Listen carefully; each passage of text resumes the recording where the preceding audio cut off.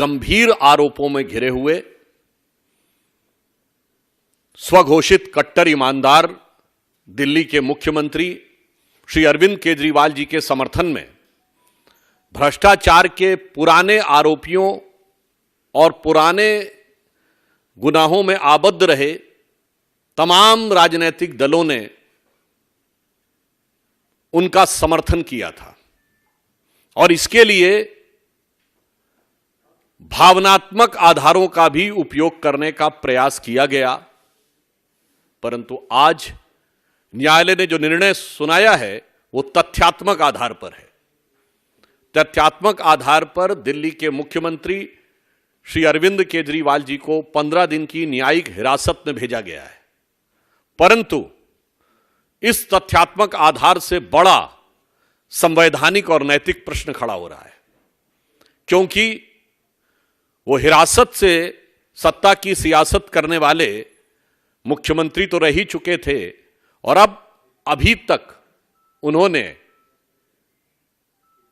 Judicial custody के बाद भी कोई उत्तर नहीं दिया है।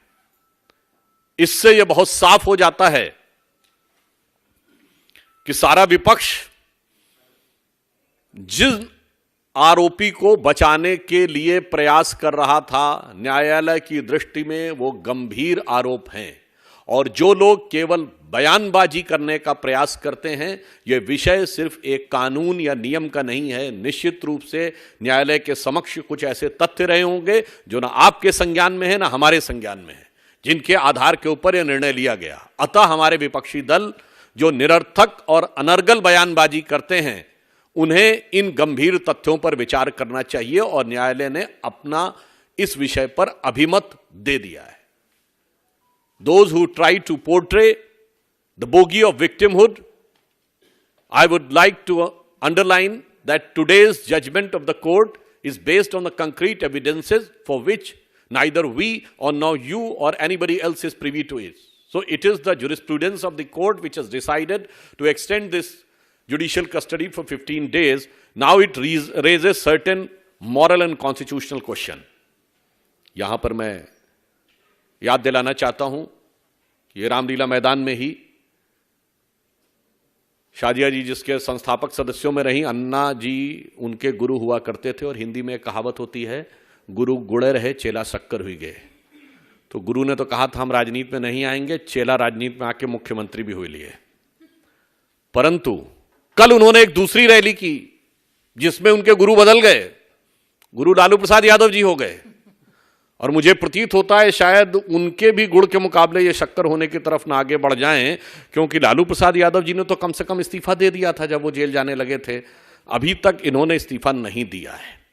तो निश्चित रूप से यह दिखाई पड़ रहा है कि अपने गुरु की सारी शिक्षाओं को गुड़ गोबर करने का काम केजरीवाल जी ने आम आदमी पार्टी के अपने पूरे चाल चिंतन चेहरा चरित्र में दिखा दिया है। चरित्र लोगों को समझ में आ ही गया था, चाल पहले ही गड़बड़ नजर आ रही थी, अब चेहरा भी बिल्कुल साफ हो गया है। अब मैं यह भी कहना चाहता हूं कि इस प्रकार की मीडिया में रिपोर्ट आई है कि केजरीवाल जी ने वहां नाम लिया है कि मुख्य आरोपी विजय नायर आतिशी और सौरभ भारद्वाज को रिपोर्ट करते थे। महोदय, अब मैं ये कहना चाहूंगा, ये तो समझना बड़ा मुश्किल है कि भाई शराब का घोटाला तो था, जिसको देखो वही आज यहां मदहोश है। अब यहां किसने है पी और किसने है पिलाई, ये तो समझना बड़ा मुश्किल हो रहा है भाई। लगता है सबने मिल बांट कर है पी और पिलाई। यह दर्शाता है, या जिसे हमने हिंदी में एक कहावत है ना, एक हु तो समझाइए आके कूप ही में ही भांग पड़ी है। अर्थात एक व्यक्ति हो जो गलत रास्ते पे जा रहा हो, उसे आप सही रास्ते पे लाने का प्रयास कर सकते हो, नशे में हो, पर ऐसा लगता है कि कुएं में ही भांग पड़ी है, तो जिसने पिया वही नशे में है। यह गंभीर प्रश्न उठा रहा है। और अब इसके साथ यह भी बात बहुत साफ होती जा रही है कि केजरीवाल जी निरंतर ईडी के सामने आने से क्यों बच रहे थे। शायद उनको लग रहा हो और उनके आम आदमी पार्टी के बाकी सदस्य जो बहुत ही उत्साह और उच्छृंखलता के साथ उनका बचाव करते नजर आ रहे थे, शायद वो इस संभावित खतरे से डर रहे थे कि मानो वो कह रहे हो कि केजरीवाल जी कह रहे हो बैठा हूं दिल में इतने राज छुपाए, जरा सा होंठ हिले तो जाने कितनों का दिल डगमगाए।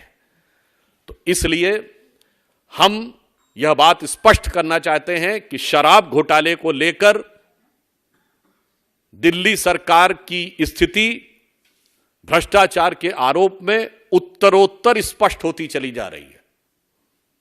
न्यायालय के द्वारा यह निर्णय होने के बाद अब यह देखने का विषय होगा कि केजरीवाल जी इस्तीफा लेते हैं या अपने किसी दूसरे गुरु के नक्शे कदम पे चलते हुए देखना होगा कि वो नई राजनीति के स्वयंभू किरदार कोई नई राजनीति की तरफ बढ़ते हैं या पुरानी राजनीति को, जिसे कहते हैं ना old wine in a new bottle, तो पुरानी राजनीति को एक नए किरदार में प्रस्तुत करते हैं।